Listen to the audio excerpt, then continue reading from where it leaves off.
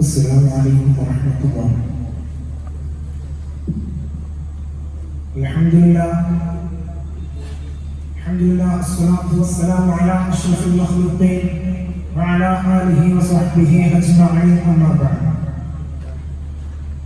ഏറ്റവും ബഹുമാനം നിറഞ്ഞ വേദിയിലിരിക്കുന്ന പ്രിയപ്പെട്ട ഉസ്താദ്, മറ്റു കമ്മിറ്റി ഭാരവാഹികൾ, അതുപോലെ എൻ്റെ ശബ്ദം ശ്രമിച്ചുകൊണ്ടിരിക്കുന്ന സഹോദരിമാരെ മറ്റും താങ്കൾ സുഹൃത്തുക്കൾ, നാം ഇന്ന് ഒരുമിച്ച് കൂടുന്ന അല്ലാഹു തആലയുടെ സ്വാലിഹായ അമലായി സ്വീകരിക്കുമാറാകട്ടെ. നാം ഇന്ന് ഒരുമിച്ച് കൂടിയതുപോലെ നാളെ അവന്റെ ജന്നാത്തുൽ നഈമിൽ ഒരുമിച്ച് കൂടുവാനും അല്ലാഹുവിന്റെ റസൂലിന്റെ കയ്യിൽ നിന്ന് ഹൗദുൽ കൗസർ വാങ്ങി കുടിക്കുവാനും അല്ലാഹു തആല തൗഫീഖ് നൽകുമാറാകട്ടെ. റഹ്മത്തുക യാ അർഹമർ റഹീം.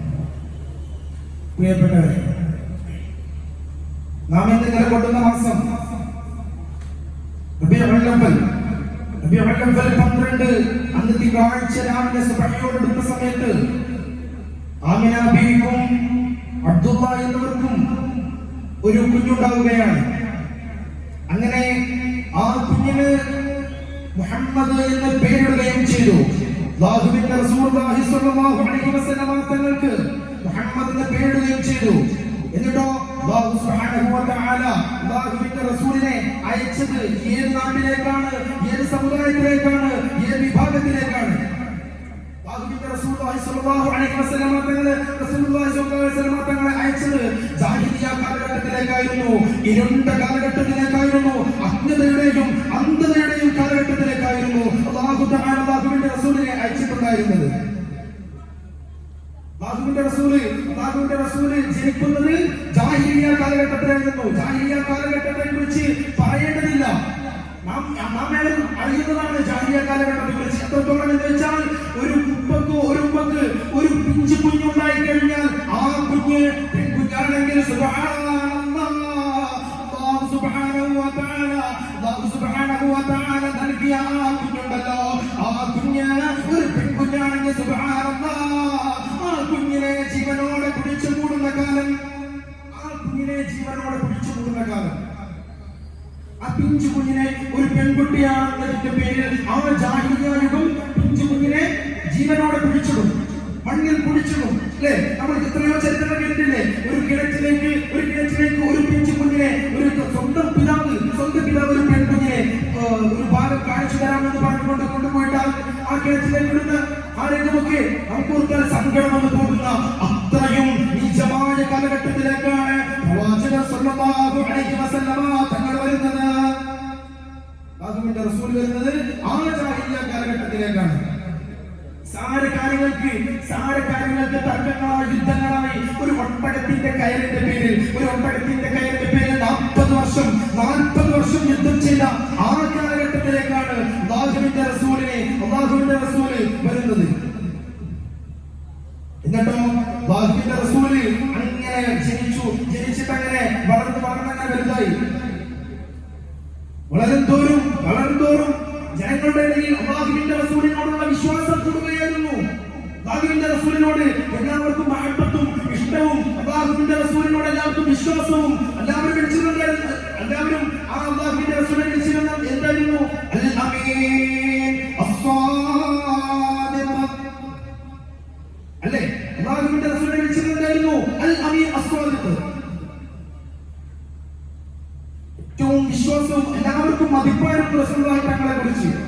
ആരോട് ചോദിച്ചാലും ആർക്കും ഒരു എതിരഭിപ്രായമില്ലാത്തൊരു വ്യക്തിയായിരുന്നു അല്ലാഹുവിന്റെ റസൂൽ സ്വല്ലല്ലാഹു അലൈഹി വസല്ലം. അങ്ങനെ അല്ലാഹുവിന്റെ റസൂലിനെ എല്ലാവർക്കും വിശ്വസിച്ച് എല്ലാവരും ആർക്കും തന്നെ എന്തും അല്ലാഹുവിന്റെ റസൂലിലേക്ക് സമർപ്പിക്കാൻ പറ്റുന്ന രൂപത്തിലായിരുന്നു അല്ലാഹുവിന്റെ റസൂൽ. അല്ലാഹുവിന്റെ റസൂലിനെ എന്തെങ്കിലും ഒരു പൈസയോ അല്ലെങ്കിൽ എന്തെങ്കിലും ഒരു സാധനം സൂക്ഷിക്കാൻ കൊടുത്താൽ എല്ലാവർക്കും വിശ്വാസമായിരുന്നു. അല്ലാഹുവിന്റെ റസൂലിനല്ലേ അതിൽ കൊടുക്കാൻ കഴിയും, കാരണം അത് തിരിച്ചു കിട്ടുമെന്ന കാര്യം ഉറപ്പായിരുന്നു. കച്ചവട സംഘങ്ങളും യാത്രക്കാരെയൊക്കെ തടഞ്ഞു നിർത്തി ആക്രമിക്കുന്ന ആ കാലഘട്ടത്തിലും അല്ലാഹുവിന്റെ റസൂൽ സ്വല്ലല്ലാഹു അലൈഹി വസല്ലം അൽ അമീൻ അസ്സാദിഖ്, വിശ്വാസവും സത്യം മാത്രം പറയുന്നവരായിരുന്നു അല്ലാഹുവിന്റെ റസൂൽ സ്വല്ലല്ലാഹു അലൈഹി വസല്ലം തങ്ങൾ. അതുകൊണ്ട് തന്നെയല്ലേ ശഫാഅത്തിന്റെ അർഹനായ മുഹമ്മദ് മുസ്തഫ സ്വല്ലല്ലാഹു അലൈഹി വസല്ലം തങ്ങളുടെ അടുത്തേക്ക് എല്ലാ ഉമ്മത്തികളും അവസാനമായി ചെല്ലുന്നത് മുഹമ്മദ് മുസ്തഫ സ്വല്ലല്ലാഹു അലൈഹി വസല്ലം തങ്ങളിലേക്കാണ്. എല്ലാ നബിമാരുടെ പോകും, എല്ലാ നബിമാരുടെ ശഫാഅത്ത് നോക്കുകയും അവരൊക്കെ പറയും ഞങ്ങളുടെ കാര്യത്തിന്റെ ബേജാറാണ്, ഞങ്ങളുടെ കാര്യത്തിലാണ് ഞങ്ങൾക്ക് പേടിയാണ്, പിന്നെ നിങ്ങളുടെ കാര്യം. ഇങ്ങനെയൊക്കെ പോകുന്ന സമയത്ത് അവസാനമായി എത്തുന്നത്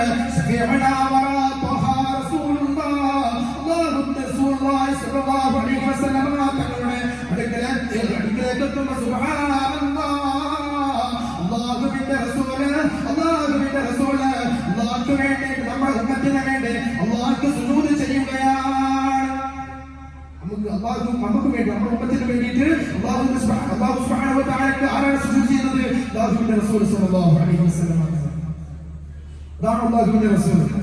അങ്ങനത്തെ അല്ലാഹുവിന്റെ റസൂൽ അങ്ങനെ ജനിച്ച് വളർന്ന് അങ്ങനെ വലുതായി. എന്നിട്ടോ അങ്ങനെ വലുതായിരുന്നു. ഓരോ ചരിത്രങ്ങളിങ്ങനെ കേൾക്കുമ്പോൾ സംഭവം അല്ലാഹുവിന്റെ റസൂൽ ജനിച്ചു മുതൽ 63-ാം വയസ്സ് അല്ലാഹുവിന്റെ റസൂൽ വഫാത്താകുന്നത് വരെയുള്ള ഓരോ കാര്യവും അത്ഭുതമായിരുന്നു. അതിനുശേഷമുള്ള കാര്യവും അങ്ങനെ തന്നെ. അങ്ങനെ വളർന്ന് ഒരു 25 വയസ്സോളമായി. 25ഓളം വയസ്സായപ്പോൾ 25ാമത്തെ വയസ്സിൽ ഏകദേശം 25ാമത്തെ വയസ്സിലാണ് അല്ലാഹുവിന്റെ റസൂലിന് 25 വയസ്സ് ആകുമ്പോഴാണ് കഅബയെ പുതുക്കി പണിയുന്നത്. അങ്ങനെ കഅബയെ പുതുക്കി പണിയുന്ന സമയത്ത് നമുക്കറിയാം കഅബയെ ഇങ്ങനെ ഫുള്ളായിട്ട് പൊളിച്ചിട്ട് ആ കഅബയെ പുനർനിർമ്മാണത്തിന് വേണ്ടിയിട്ട് എല്ലാ നിർമ്മാണവും കഴിഞ്ഞ് അവസാനമായിട്ട് ഒരു കല്ല് തിരയാൻ വരികയും ആ കല്ല് അല്ലാഹു സ്വർഗ്ഗത്തിൽ നിന്ന് ഇറക്കി കൊടുത്ത ഹജറുൽ അസ്വദ് ആയിരുന്നു. ആ കല്ല് ആര് വെക്കണം എന്നുള്ള കാര്യത്തിൽ ഭയങ്കര തർക്കമായി. നമുക്കറിയാം അറബ് ഗോത്രം ഭയങ്കര ഇസ്സത്തിന്റെ അഹങ്കാരായിരുന്നു. എന്റെ ഗോത്രമാണ് വിളിച്ചത്, എന്റെ ഗോത്രക്കാരാണ് ആ കല്ല് വെക്കേണ്ടതെന്ന് പറഞ്ഞുകൊണ്ട് ഓരോ വിഭാഗക്കാരും ഓരോ കുടുംബക്കാരും അല്ലെങ്കിൽ ഓരോ ഗോത്രക്കാരും തമ്മിൽ തർക്കങ്ങളാവാൻ തുടങ്ങി. അങ്ങനെ തർക്കങ്ങളായി അല്ലാഹുവിന്റെ റസൂൽ സ്വല്ലല്ലാഹു അലൈഹി വസല്ലം തങ്ങൾ ജീവിച്ചിരിക്കുന്ന ആ കാലഘട്ടത്തിൽ അല്ലാഹുവിന്റെ റസൂൽ സ്വല്ലല്ലാഹു അലൈഹി വസല്ലം തങ്ങൾ ജീവിച്ചിരിക്കുന്ന കാലഘട്ടത്തിൽ കഅബയെ പുതുക്കി പണിയുന്ന സമയത്ത് ആ ഹജറുൽ അസ്വദ് ആര് വെക്കണം എന്നുള്ള കാര്യത്തിൽ ചർച്ചയായി, തർക്കങ്ങളായി, ആകെ പ്രശ്നങ്ങളാണ്. ഇവിടെ ആര് വെക്കണം എന്നുള്ള കാര്യത്തിൽ എല്ലാവരും കൺഫ്യൂസ്ഡാണ്. എല്ലാവരും ആകെ ആശയക്കുഴപ്പമില്ല. എന്റെ ഗോത്രക്കാരനെ ഞാനല്ല വെക്കേണ്ടത്, ഞങ്ങളുടെ ഗോത്രക്കാരനെ വെക്കേണ്ടതെന്ന് പറഞ്ഞ് ആകെ തർക്കം ചെയ്യുന്ന സമയത്ത് അവരിൽ നിന്നൊരു തീരുമാനം വരികയാണ്. ആരാണോ ആദ്യമാരായി വഴിയിൽ കടന്നു വരുന്നത് ആ വ്യക്തിയാകട്ടെ ഈ ഹജറുൽ അസ്വദിൽ വെക്കുന്നത്, അല്ലെങ്കിൽ അദ്ദേഹത്തിന്റെ തീരുമാനമാകട്ടെ എന്ന് പറയുമ്പോ സ്വല്ലല്ലാഹു അലൈഹി വസല്ലം തങ്ങള് അതാ വഴിയിലൂടെ കടന്നു വരുന്നു. സുബ്ഹാനല്ലാഹ്, അല്ലാഹുവിന്റെ റസൂൽ അതാ കടന്നു വരുന്നു. അതിന്റെ റസൂലായി കൂടെ എങ്ങനെ വരാം. എന്നിട്ടോ അല്ലാഹുവിന്റെ റസൂൽ അങ്ങനെ വന്നപ്പോ ഈ ഗോത്രക്കാർ ഇങ്ങനെ തർക്കണ്ടായിരുന്ന സമയത്ത് കാര്യങ്ങൾ പറഞ്ഞപ്പോ അല്ലാഹുവിന്റെ റസൂൽ പറഞ്ഞു ശീലങ്ങൾ കൊണ്ടുവന്നു. എന്നിട്ടോ ആ ശീലയിലേക്ക് ഹജറുൽ അസ്വദ് കല്ല് വെച്ചു. എന്നിട്ടോ ആ ഹജറുൽ അസ്വദിന്റെ കല്ലിനെ ആ ഹജറുൽ അസ്വദിൽ വെച്ച ആ ശീല ഉണ്ടല്ലോ, ആ ശീലന്റെ ഓരോ ഭാഗത്ത് വെച്ചിട്ട് ആ ഓരോ ഭാഗത്തിന് ഓരോ ഗോത്രത്തിന്റെ ഓരോ തലവന്മാരെ വന്ന് ചേർത്ത് വെച്ചു. ഓരോ ഗോത്രത്തിന്റെയും തലവന്മാരെ വിളിച്ചു. എന്നിട്ട് ആ ശീലന്റെ 4 ഭാഗത്ത് പിടിച്ചു. ആ 4 ഭാഗത്ത് പിടിച്ചിട്ട് കഅബയുടെ ആ മുറിയിലേക്ക് ഹജറുൽ അസ്വദിനെ അല്ലാഹുവിന്റെ റസൂലിന്റെ ഈ കൈകളാക്കിക്കൊണ്ട് ആ ഹജറുൽ അസ്വദിനെ അവിടെ വെക്കുകയാണ്. അതാണ് റസൂലുള്ളാഹി സ്വല്ലല്ലാഹു അലൈഹി വസല്ലം. അല്ലാഹുവിന്റെ റസൂൽ അത്ര നീതിമാനായിരുന്നു, ആദിലായിരുന്നു, എല്ലാവർക്കും വിശ്വാസമായിരുന്നു. അല്ലാഹുവിന്റെ റസൂലിനെ കുറിച്ച് പറയുമ്പോൾ ഒരിക്കലും അദ്ദേഹം വാങ്ങാൻ തീരത്തില്ല. അങ്ങനെ സത്യം മാത്രം പറയുന്ന, അല്ലെങ്കിൽ ഇത്രയേറെ സൂക്ഷ്മത പുലർത്തിയിരുന്ന അല്ലാഹുവിന്റെ റസൂലുള്ളാഹി സ്വല്ലല്ലാഹു അലൈഹി വസല്ലം തങ്ങൾ ആ ജാഹിലിയ്യ കാലഘട്ടത്തിൽ ജനിച്ചിട്ട് പോലും ആ ജാഹിലിയ്യ കാലഘട്ടത്തിന്റെ അല്ലെങ്കിൽ ആ ജാഹിലിയ്യ യുഗത്തിന്റെ ഒരു അണുമണി പോലും അല്ലാഹുവിന്റെ റസൂലിനെ ബാധിച്ചിട്ടുണ്ടായിരുന്നു. ജാഹിലിയ്യ കാലഘട്ടത്തിലെ ആ ജാഹിലിയ്യ സ്വഭാവം ഉണ്ടല്ലോ, ആ സ്വഭാവത്തിന് ഒരു അണു പോലും അല്ലാഹുവിന്റെ റസൂലിനെ ബാധിച്ചിട്ടില്ലായിരുന്നു. ഇത്രയും പരിശുദ്ധനായിരുന്നു മുഹമ്മദ് മുസ്തഫ സ്വല്ലല്ലാഹു അലൈഹി വസല്ലം തങ്ങൾ. അങ്ങനെ അല്ലാഹുവിന്റെ റസൂൽ അല്ലാഹു തആല പരസ്യമായി പ്രബോധനം ചെയ്യുന്ന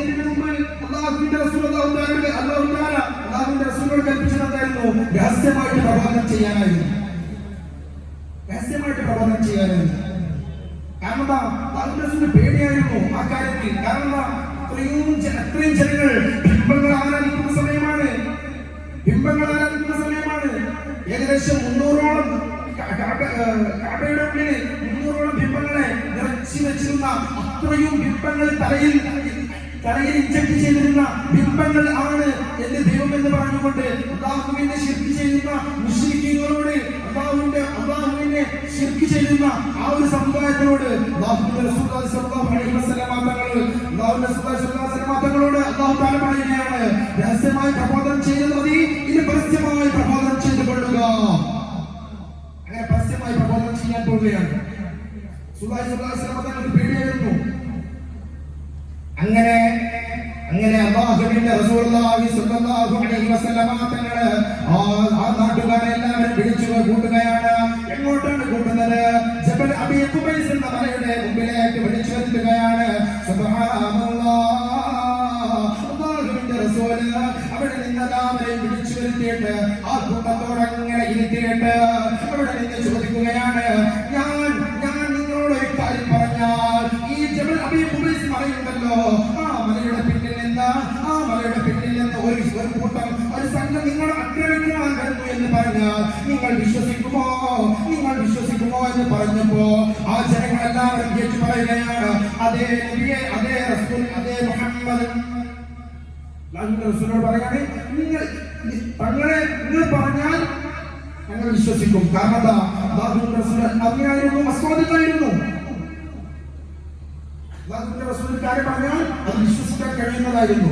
ഈ മലയുടെ പിന്നിൽ നിന്നൊരു സംഘം വരുന്നുണ്ടെന്ന് പറഞ്ഞാൽ അല്ലാഹുവിന്റെ റസൂൽ അല്ലേ പറഞ്ഞത്, മുഹമ്മദ് അല്ലേ പറഞ്ഞത്, അൽ അമീൻ അല്ലേ, അസ്വാദിഖല്ലേ, വിശ്വസിക്കും, ഞങ്ങൾ വിശ്വസിക്കുമെന്ന് പറഞ്ഞപ്പോ അല്ലാഹുവിന്റെ റസൂൽ പറയുകയാണ്, അല്ലയോ അയ്യുഹാ അയ്യുഹന്നാസ്, ഞാൻ നിങ്ങൾക്ക് ഇന്നീ ലക്കും നദീറും മുബീൻ, ഞാൻ നിങ്ങൾക്ക് വ്യക്തമായ ഒരു മുന്നറിയിപ്പുകാരനാണ്. നിങ്ങൾക്ക് ശേഷം ഒരു അനാബ് വരുന്നതാണ്. അല്ലാഹു സുബ്ഹാനഹു വ തആലയിലേക്ക് നിങ്ങൾ തൗഹീദിലേക്ക് മടങ്ങേണ്ടതാ.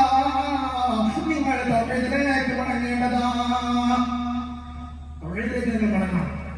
ബിംബങ്ങൾ ആരാധിക്കൽ അത് ശിർക്കാണ്. അല്ലാഹു തആല ഒരുവനാണ്. ലാ ഇലാഹ ഇല്ലല്ലാഹ് വ മുഹമ്മദുർ റസൂലുള്ളാഹ്. ഈ കാര്യം അവിടെ അവതരിച്ചപ്പോൾ, അങ്ങനെ ഈ കാര്യം അവിടെ ഇങ്ങനെ അല്ലാഹു സുബ്ഹാനഹു വ തആല പരസ്യമായി പ്രബോധനം ചെയ്യാൻ പറഞ്ഞതല്ലേ, ആ സമയത്താണ് റസൂലുള്ളാഹി തങ്ങൾ അവിടെ നിന്ന് പരസ്യമായി പ്രബോധനം ചെയ്യുന്നത്. അങ്ങനെ റസൂലുള്ളാഹി സ്വല്ലല്ലാഹു അലൈഹി വസല്ലം തങ്ങൾ അങ്ങനെ പറയുമ്പോ സുബ്ഹാനല്ലാഹ്, അവിടെ നിന്നതാ ഒരു കൈ ഉയരുന്നു, അവിടെ നിന്നതാ ഒരാൾ ഉയരുന്നു. ആരാണ്? അബൂലഹബ്. അബൂലഹബ് അവിടെ നിന്ന് തിരിച്ചു പറയുകയാണ്, തബ്ബല്ലക് യാ മുഹമ്മദ്, നിനക്ക് നാശമുണ്ടാകട്ടെ എന്ന് അല്ലാഹുവിന്റെ റസൂലിനോട് ആരാ പറയുന്നത്? അബൂലഹബ്.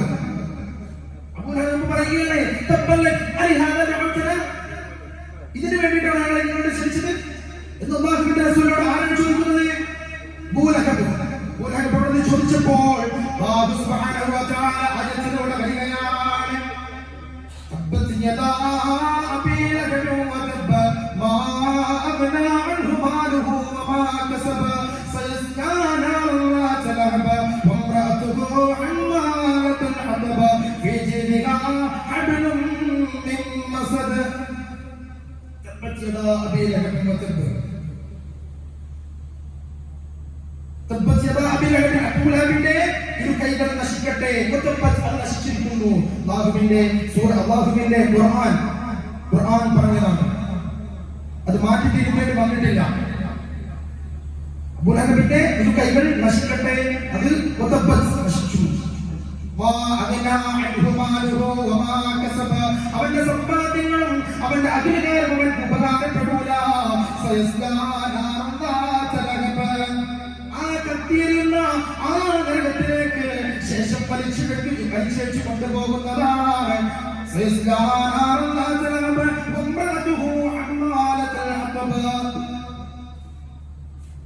പിന്നെ ആരും നശിക്കട്ടെ, പിന്നെ ആരും നശിച്ചു.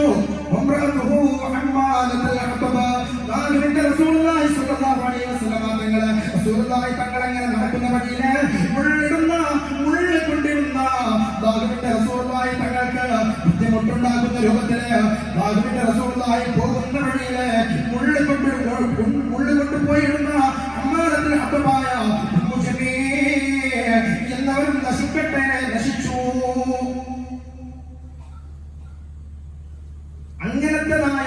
അങ്ങനത്തതായ ആ ഒരു വിഭാഗമുണ്ടല്ലോ. അങ്ങനെ അബൂലഹബിനെ നശിക്കട്ടെ എന്ന് ഖുർആൻ പറഞ്ഞ ഖുർആനിലെ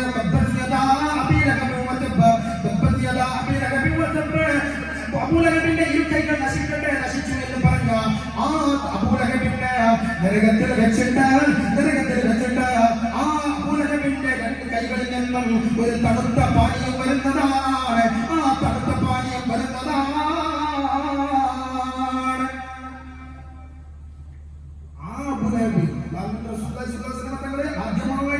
ആദ്യമായിട്ട് പ്രബോധനം ചെയ്യാം, പരസ്യ പ്രബോധനം ചെയ്യാം. ആ പരസ്യ പ്രബോധനം ചെയ്യുന്ന സമയത്ത് അല്ലാഹുവിന്റെ റസൂലിന്റെ മുഖത്തേക്ക് ചോദിക്കുകയാണ്, നിങ്ങൾ ഇതിനാണോ കണ്ണായിലോട്ട് വിളിച്ചത് എന്ന് ചോദിച്ച ആ അബൂലഹബിനെ എന്തുണ്ട്? നരകത്തിൽ ഒരു തണുത്ത പാനീയമുണ്ട്. അതെന്തുകൊണ്ടാണെന്നറിയുമോ? അതെന്തുകൊണ്ടാണ്? അല്ലാഹുവിന്റെ റസൂലുള്ളാഹി സ്വല്ലല്ലാഹു അലൈഹി വസല്ലമ തങ്ങളെ ആമിന ബീവിക്ക് ഒരു കുഞ്ഞ് ജനിക്കുകയാണ്. മുഹമ്മദ് എന്ന കുഞ്ഞ് ജനിക്കുമ്പോ അബൂലഹബിന്റെ അടിമയായ സുവൈബ എന്ന അടിമ സ്ത്രീയെ മോചിപ്പിച്ചു. ആ സന്തോഷം കൊണ്ട് അല്ലാഹുവിന്റെ റസൂല് ജനിച്ചു എന്ന സന്തോഷം കൊണ്ട് സുവൈബ എന്ന അടിമ സ്ത്രീയെ മോചിപ്പിക്കുമ്പോ അല്ലാഹുവിന്റെ റസൂലിന്റെ ജന്മദിനത്തോട് ബന്ധപ്പെട്ട് ജനിച്ചതിന്റെ പേരിൽ സന്തോഷിച്ചുകൊണ്ട് സുവൈബ എന്ന അടിമ സ്ത്രീയെ മോചിപ്പിക്കുകയാണ്. അല്ലാഹുവിന്റെ റസൂല് ജനിച്ച സന്തോഷം കൊണ്ട് സുവൈബ എന്ന അടിമ സ്ത്രീയെ മോചിപ്പിച്ചു. അങ്ങനെ സുവൈബ എന്ന അടിമ സ്ത്രീയെ മോചിപ്പിച്ചതിന്റെ കാരണത്താൽ അല്ലാഹുവിന്റെ റസൂൽ ജനിച്ചത് കാരണത്താൽ സുവൈബ എന്ന അടിമ സ്ത്രീയെ മോചിപ്പിച്ചു എന്ന കാരണത്താൽ നരകത്തിൽ വെച്ചിട്ടും ആദ്യമായിട്ട് ഇസ്ലാമിനെ എതിർത്ത അബൂലഹബിനെ പോലും അല്ലാഹുവിന്റെ റസൂൽ ജനിച്ചെന്ന് അറിഞ്ഞപ്പോ സുവൈബ എന്ന അടിമ സ്ത്രീയെ മോചിപ്പിച്ചതിന്റെ കാരണത്താൽ നരകത്തിൽ വെച്ച് തണുത്ത പാനീയം നൽകുന്നതാണ്. അതാണ് റസൂലുള്ളാഹി സ്വല്ലല്ലാഹു അലൈഹി വസല്ലം പറഞ്ഞത്. അല്ലാഹുവിന്റെ റസൂലിനെ മഹബ്ബത്ത് വെക്കണം സ്വല്ലല്ലാഹു അലൈഹി വസല്ലം. ഞാൻ എന്റെ സംസാരം ദീർഘിപ്പിക്കുന്നില്ല. അല്ലാഹു തആല നാളെ നമ്മുടെ ജന്നാത്തുൽ നഈമിൽ അല്ലാഹുവിന്റെ മുത്ത് റസൂലുള്ളാഹി സ്വല്ലല്ലാഹു അലൈഹി വസല്ലം തങ്ങളുടെ കൂടെ സഹവസിക്കാനും അവിടെ നിന്ന് ഹൗദുൽ കൗസർ വാങ്ങി കുടിക്കുവാനും അല്ലാഹു തആല തൗഫീഖ് നൽകുമാറാകട്ടെ. വആഖിറു ദഅവാന അൽഹംദുലില്ലാഹി റബ്ബിൽ ആലമീൻ. അസ്സലാമു അലൈക്കും വറഹ്മത്തുള്ളാഹി. മദ്രസ വിദ്യാർത്ഥി റഹീം